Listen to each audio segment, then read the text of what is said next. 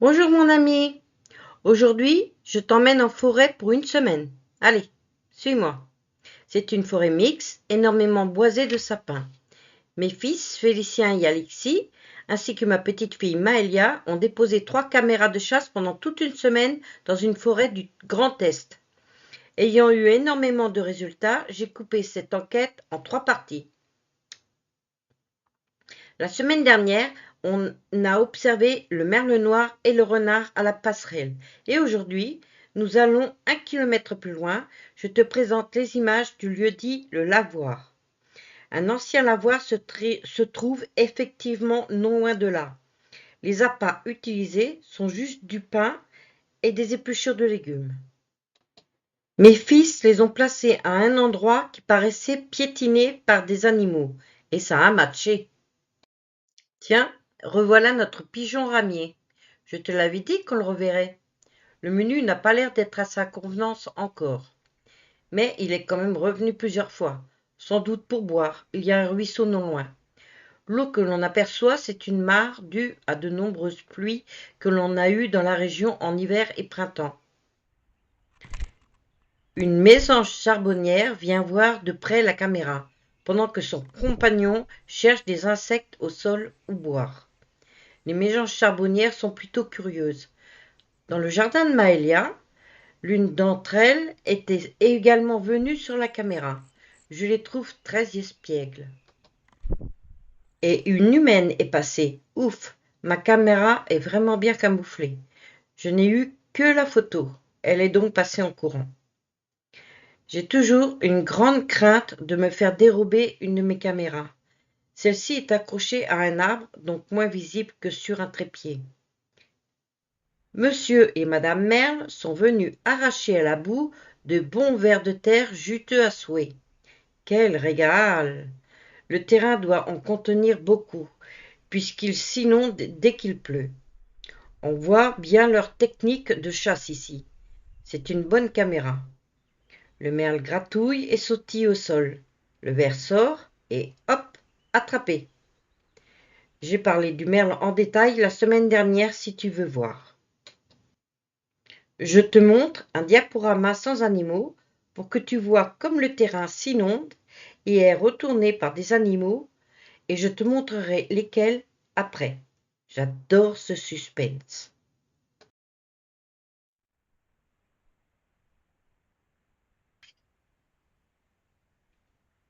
Ah, mais cet animal, je le connais. J'ai la même dans le jardin. La mienne, je l'appelle Oups, mais celle-ci, je ne la connais pas. Et je pourrais même dire lui, car visiblement c'est un mâle. Je te présente la fouine. Elle est de la famille des Mustelidés. Son nom scientifique est Martes phoina.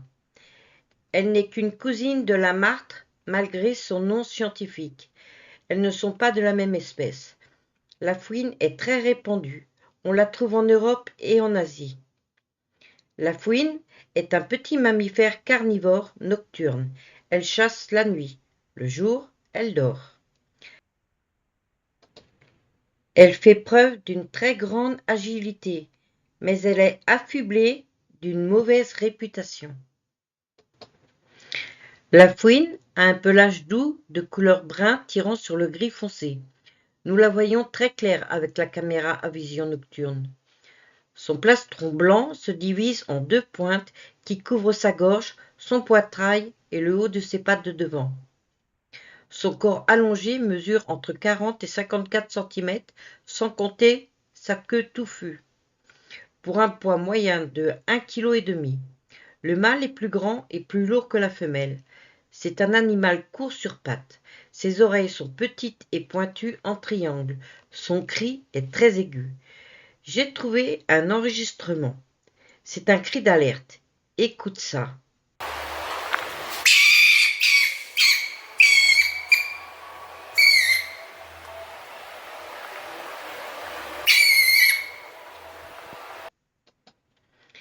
La reproduction de la fouine est assez originale. L'accouplement se déroule entre août et octobre et la femelle conserve en elle l'œuf fécondé, en dormance. Ce n'est pas un œuf comme pour les poulains. Il n'y a pas de coquille pour les mammifères. Donc, la grossesse avec le développement des petits recommencera que 7 à 8 mois plus tard et durera 1 mois. La fouine peut avoir entre 2 et 5 bébés en mars-avril. Ils naissent aveugles, ils ouvrent les yeux que vers leur 1 mois. La fouine est un mammifère. Elle allaite ses petits. Ces petites fouines seront indépendantes qu'à l'automne et adultes entre l'âge d'1 an et demi et 2 ans. En dehors des périodes de reproduction, la fouine est plutôt solitaire. Son habitat est sensiblement le même que l'être humain, car comme nous, elle n'aime pas vraiment les intempéries ni le froid. Il n'est pas rare qu'elle élise domicile dans le grenier, un débarras, une grange ou une maison abandonnée. Son alimentation est très variée. Elle mange des petits rongeurs, mulots, souris, rats, des oiseaux, leurs œufs, des insectes et des vers, des fruits et des déchets ménagers. Attention cependant si tu as un poulailler, car si par malheur elle parvient à s'y introduire, elle va non seulement gober les œufs, mais plus aucune poule n'en survivra. Excitée par le caquètement des poules effrayées, elle les tuera toutes, par une morsure au niveau du cou, jusqu'à ce que le calme revienne. Il a été constaté que si la poule se fiche de peur et ne bouge pas, la fouine ne l'attaquera pas. C'est le bruit et l'agitation qui provoquent ces attaques. Elle peut également saccager l'isolation d'un grenier en déchiquetant l'isolant, les gaines électriques pour faire son lit, et ses excréments sentent particulièrement mauvais, sans compter les proies qu'elle ramène, mais qui finiront en partie par pourrir. Certaines personnes racontent que la fouine mange les câbles des moteurs des voitures. Euh, Pourquoi elle ferait ça? Je n'y crois pas trop. Qui a déjà vu une fouine faire ça? Il n'y a rien de bon à manger dans un moteur. Et ce n'est pas un habitat pour elle. Je penserais à des rats. Ils mangent n'importe quoi, eux. Si tu as une anecdote, raconte-la moi, je suis curieuse. J'aime énormément cet animal. Il n'est pas que nuisible. Et la fouine n'est pas un rongeur. J'ai des solutions, pas toujours cool pour cette pauvre bête, mais il faut bien pouvoir cohabiter.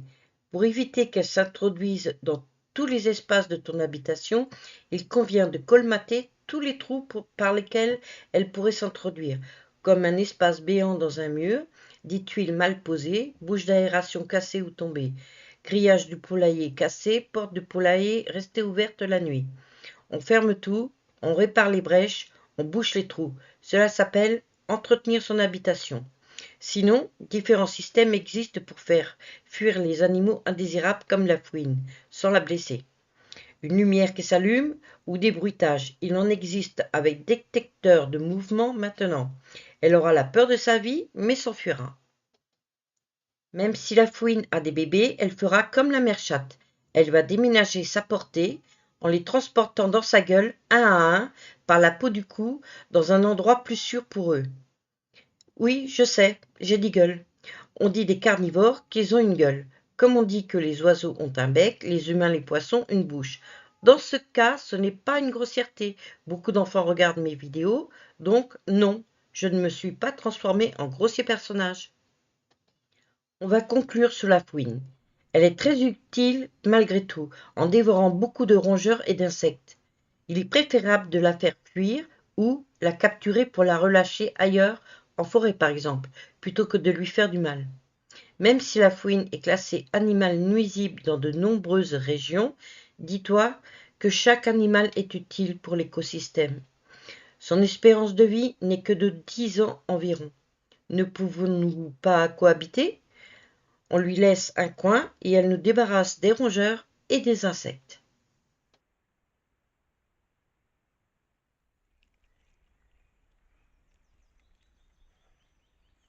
Ah, mais qu'est-ce que c'est que ce truc? Regarde, quelque chose remue la boue là.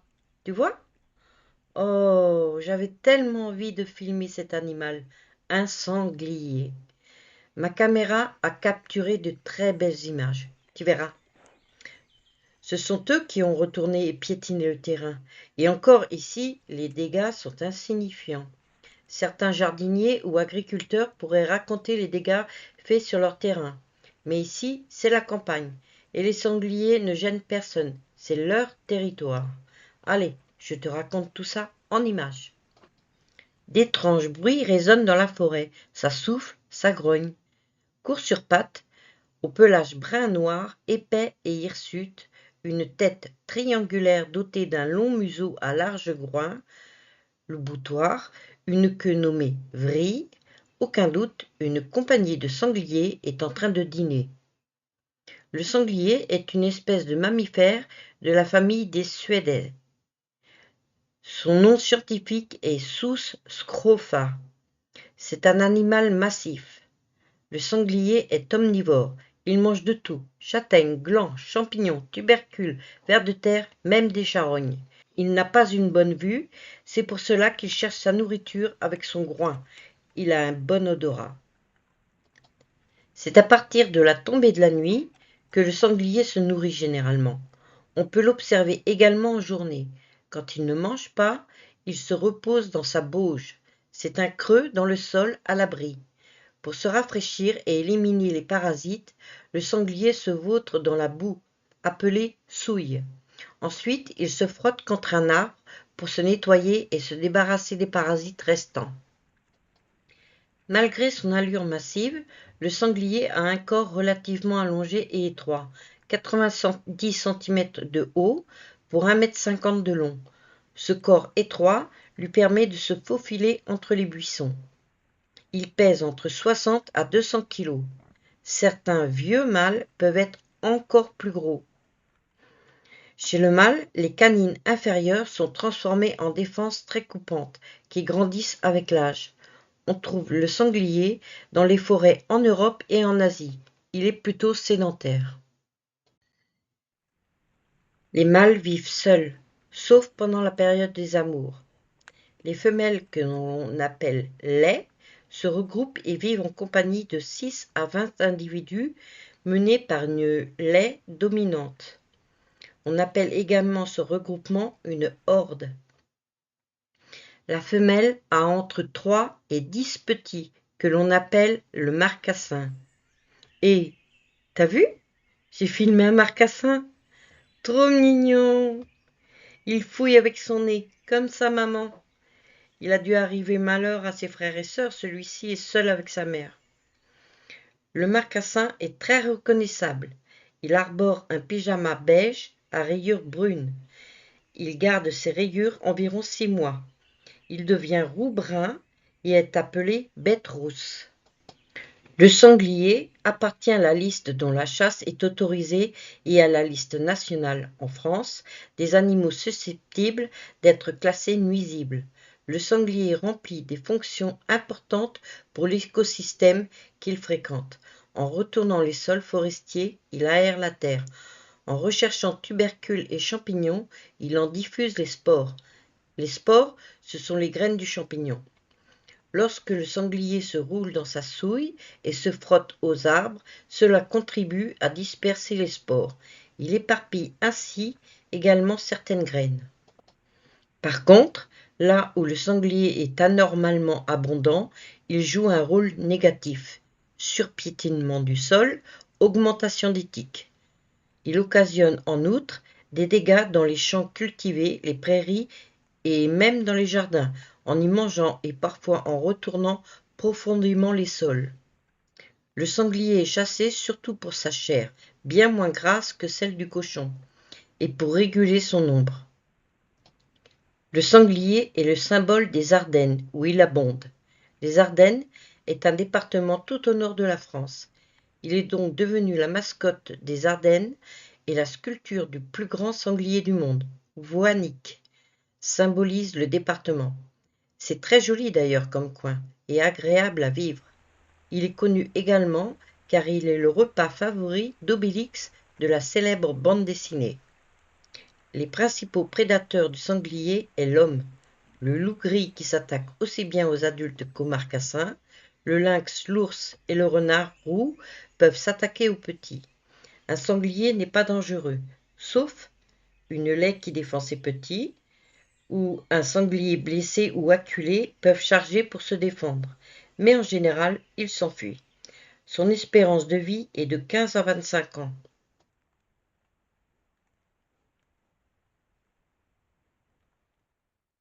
Aujourd'hui, je peux ajouter le sanglier à mon bestiaire.